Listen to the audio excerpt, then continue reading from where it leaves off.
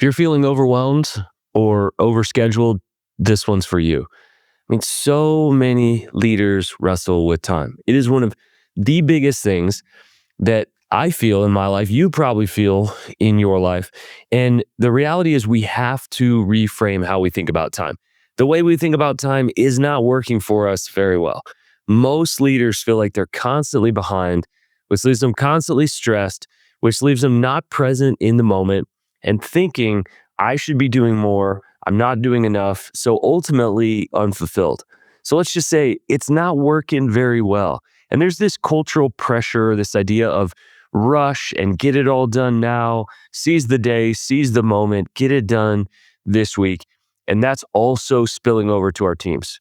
So, leader, I want to help you reframe how you see time, and I want to bring you some relief during just the next few minutes of this video.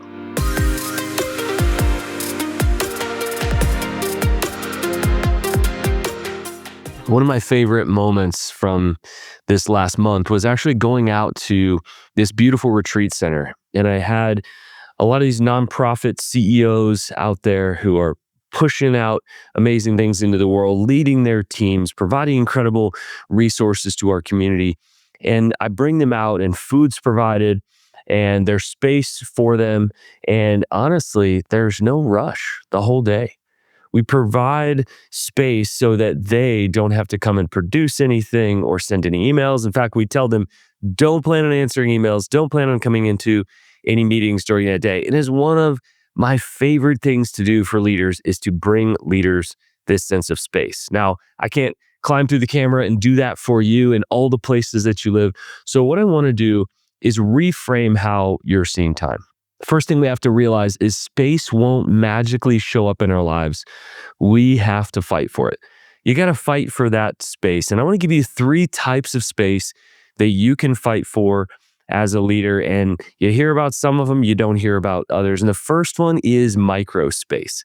And these are daily pauses you can take between your next meeting, between your email list and the next engagement that you have. Carve time. Again, it's not just going to happen. I head straight outside of my office, and I'll sit on the patio sometimes in the sun for 5 or 10 minutes, and I'll just take a break and take a rest between that and my next meeting. I'll make sure that I shut the laptop, and sometimes between these meetings, I'll just pick up a book. I'll just sit here in a chair and just kind of breathe and relax. Sometimes going for a walk is an amazing way, just kind of burn off the steam, get your mind into a different place. We have to think about these pauses, and also maybe an hour or two to just between things that you're doing, fight for that time. Parents, if you're driving kids around town, you got to fight for it. Maybe you drop by the Starbucks and you make sure that you leave your phone in the car, you leave your computer in the car, and you just sit. You sit with a book, or you catch up with a friend. Whatever those micro breaks look like, you're going to have to fight for them in the midst of your day. Now, the next one is medium space. The first one here that I want to focus every leader toward is Sabbath, a Sabbath day where it's a get-to day in this have-to world, this have-to routine that we have. And in that day, you are there to replenish. Sure, you're there with your family, and you may not be out perfectly in nature or just sitting at a coffee shop all day, but plan a day of delight in the midst of duty. Leaders, especially church leaders and ministry leaders, let me just say this to you. This is one of the greatest things we can do with people pulling on us all the time, is just to carve out that day. Let our teams know, invite our families into that.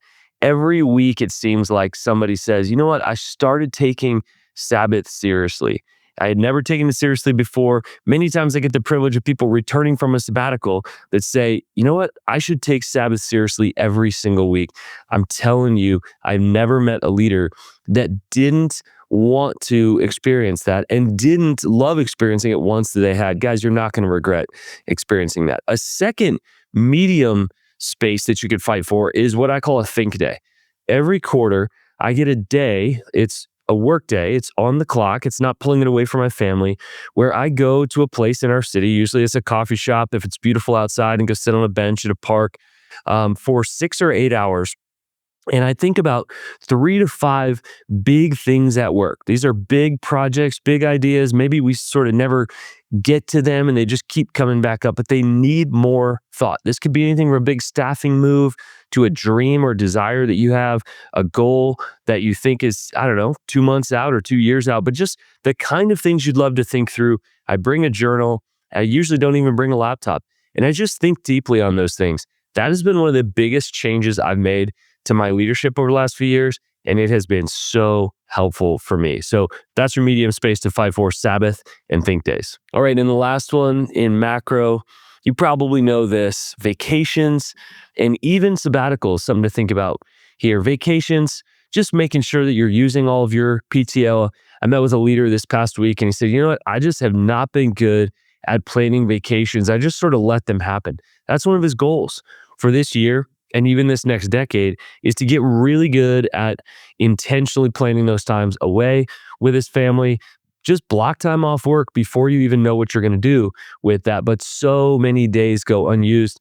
Paid time off, friends, it is so important for us to replenish in those blocks, not just a day or two off here at a time, but extended period of time to rest and replenish. You're going to get that creativity refiring. And of course, sabbatical, this is a huge one. We've seen a major spike right now in businesses who are paying attention to sabbatical. The largest study that's ever been done on those finished about a year ago in the business space. And we are seeing hundreds of leaders a year that we get contact with who are receiving a sabbatical and who are learning to do these 3 phases to prepare for it, experience it, and reorient back from it. And here's what I see. Leaders are always different after sabbatical.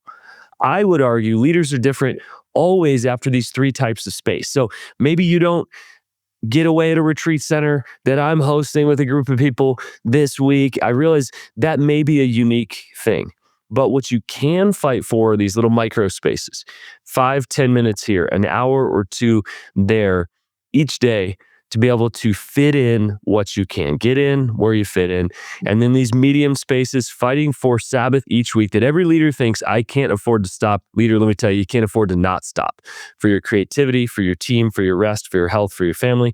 And then those macro breaks, friends, make sure you're planning blocks of time that aren't just for you to go and stay with extended family members, but truly to have space to unwind. Leader, if you don't fight for space, it ain't just going to happen. This is so important to every single leader. Why?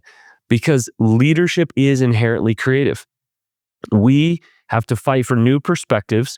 We have to make decisions, and what's required to make good decisions is space to be able to make those well. So leader, I would say it's an occupational hazard of leadership for you if you stay too busy and you don't have those spaces, not just for you and your quality of life, but that is so important, but so that you can go home well to your family, so that you can go to a team not resenting them, not frustrated that they're not moving fast enough, but actually grounded, settled, and ready to lead your organization in the right direction. We're going to keep talking about these things, but what I wanted to invite you to do is actually take a step. Take your next right step.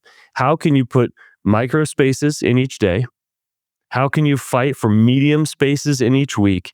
And how can you go ahead and schedule those macro spaces for this year? Friends, leadership isn't just about learning and information. It's about transformation. And to transform, you're going to need to take courageous action, i.e., taking steps is so important. Great to be with you here again. We got all kinds of stuff coming your way. We want to remind you, head on over to H2 Leadership Podcast. We've had a phenomenal start to the year. We're talking about the 5 spheres of healthy leaders, that healthy leaders have these things to be able to go leverage in their life and leadership. We love serving you guys. Cheers.